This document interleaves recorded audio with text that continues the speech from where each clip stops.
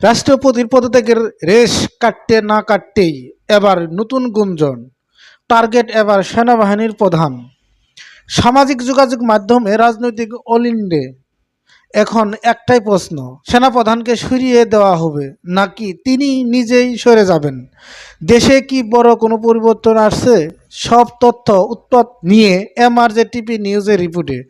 গত 48 ঘন্টায় Facebook, YouTube, রাজনৈতিক মহলে তিনটি কারণে এই গুঞ্জন ছড়িয়েছে। রাষ্ট্রপতির পর দ্বিতীয় পাওয়ার সেন্টার। রাষ্ট্রপতির পদত্যাগের পর সবাই এখন সেনাবাহিনীর দিকে তাকিয়ে। সাংবিধানিক সংকেত, সেনাবাহিনীর ভূমিকা কী হবে? সাম্প্রতিক বক্তব্য, সেনাপ্রধান গত সপ্তাহে এক অনুষ্ঠানে বলেছিলেন সেনাবাহিনী সংবিধান ও জনগণের পাশে থাকবে। এই বক্তব্যকে অনেকেই বার্তা হিসেবে দেখেছেন সরকার সেনার দূরত্ব, ছাত্র আন্দোলন, আইন শৃঙ্খলা ইস্যুতে সরকারের সাথে সেনাবাহিনীর মতো পার্থক্য। গুঞ্জন, কয়েকজন জেনারেল বদলি এই আলোচনায় ঘি ঢেলেছে। সামরিক বিশেষজ্ঞরা বলছেন এগুলো এখনও গুঞ্জন, অফিসিয়ালি কিছুই নেই। অনেকেই জানতে চাইছেন সেনাপ্রধানকে কি চাইলেই সরানো যায়? উত্তর, না। প্রক্রিয়া 1, সেনাপ্রধান নিয়োগ দেন প্রধানমন্ত্রী রাষ্ট্রপতির অনুমোদনে। প্রক্রিয়া 2, অপসারণের করতে হলে একই প্রক্রিয়া, তবে জাতীয় নিরাপত্তার স্বার্থে কারণে দেখাইতে হয়। মেয়াদ সাধারণত 3 বছর, বর্তমান সেনাপ্রধানের মেয়াদ আছে আরও 14 মাস। আইনজ্ঞরা বলছেন হুট করে সরানো হলে সাংবিধানিক ও আন্তর্জাতিকভাবে প্রশ্ন উঠবে। সরকার ক্ষমতাসীন দলের নেতারা বলছে সব গুজব, সেনাবাহিনী সরকারের সাথে আছে। বিরোধী বিএনপি, জনগণ এখন সেনাবাহিনীর দিকে তাকিয়ে, তারা নিরপেক্ষ থাকুক।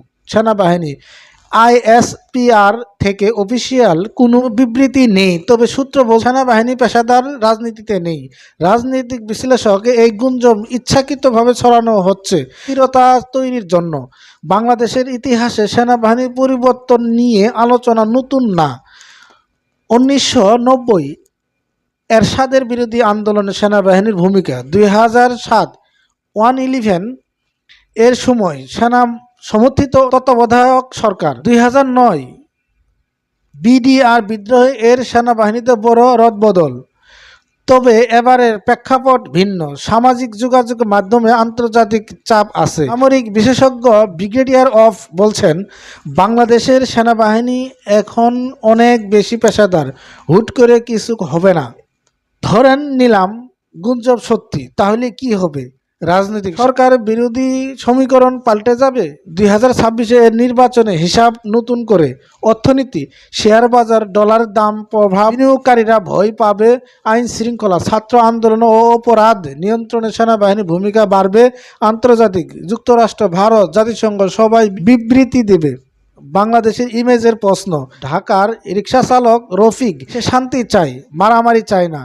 ছাত্রী সুমি, সেনাবাহিনী যেন জনগণের পাশে থাকে। প্রবাসী কুয়েত থেকে ওরা এভিডেন্স পাঠায়, স্থিতিশীলতা চাই। রাষ্ট্রপতির পরে এবার সেনাবাহিনীকে নিয়ে গুঞ্জন, কিন্তু এখন প্রশ্ন কোনো অফিসিয়াল সিদ্ধান্ত নেই।